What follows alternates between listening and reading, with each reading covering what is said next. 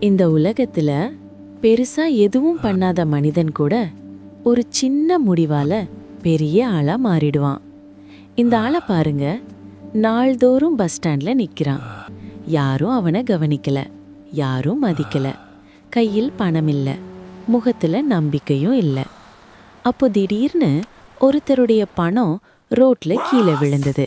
யாரும் பார்க்கல, ஆனா இந்த ஆள் பார்த்துட்டான்.